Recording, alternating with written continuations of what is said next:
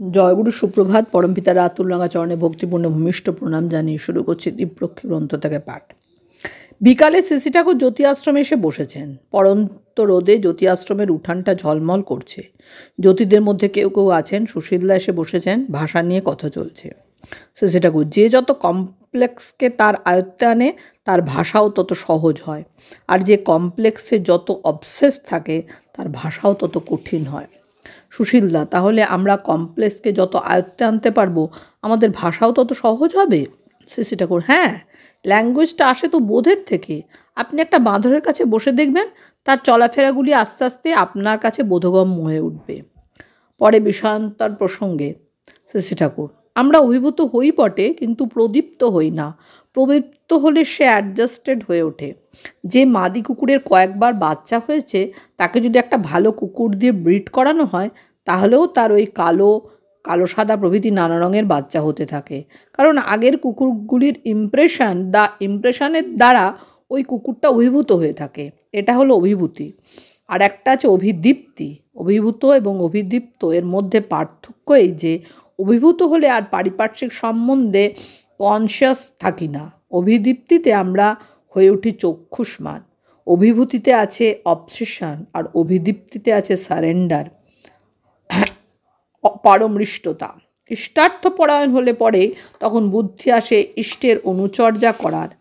তার অনুজ্ঞাবাহী হতে হয়, তাকে পালন পোষণ রক্ষণ করতে হয়। আর এ থাকলে সে চোর হোক ডাকাত হোক এফেক্টেড না হয়ে এক্সাল্টেড হয়ে ওঠে। তোমাদের কাছে সবাই যেন প্রদীপ্ত হয়ে ওঠে।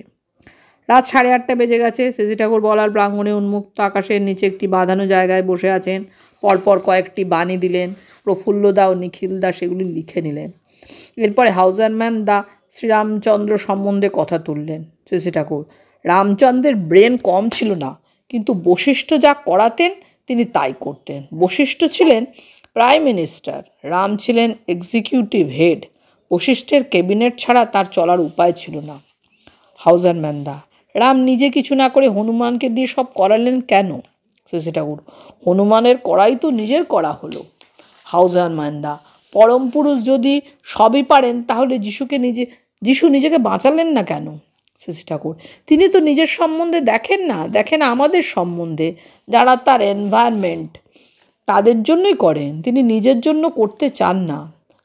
পরম পুরুষ সম্বন্ধে আগুন জানে না সে কি, কিন্তু পুড়ে কোথাও ফায়ার লাগিয়ে দাও, সব পুড়ে যাবে।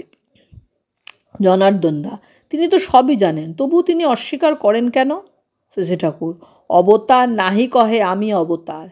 এই তুমি যেমন বক্তৃতা দাও, লোকে ভাবে ওরে বাবা কত বড় পণ্ডিত, কিন্তু তুমি ভাবো আমি কত বড় গোমুখ্য। হাউজারম্যান দা: একদল লোক আছে তারা শুধু ভালোবাসা দিয়ে যায়, আর একদল শুধু নিয়েই যায়। শ্রী ঠাকুর: যারা দিতে চায় তারা প্রফিট নিয়ে যায়, আর যারা শুধু নিতে চায় তারা পায় শুধু লোকসান। যে দেয় সে অজচ্ছল পায়, যারা পেতে চায় দেয় না, তার এমটি হয়ে যায়। ভালোবাসাটা হলো যোগাবেগ, এফিনিটি বিটুইন স্পাম অ্যান্ড ওভা, রেত ও ডিম্বের মধ্যেকার যোগ আগতি। আমাদের ভিতর লাভ হয়ে ফুটে বেরোয়। জয়গুরু বন্দে পুরুষোত্তমম।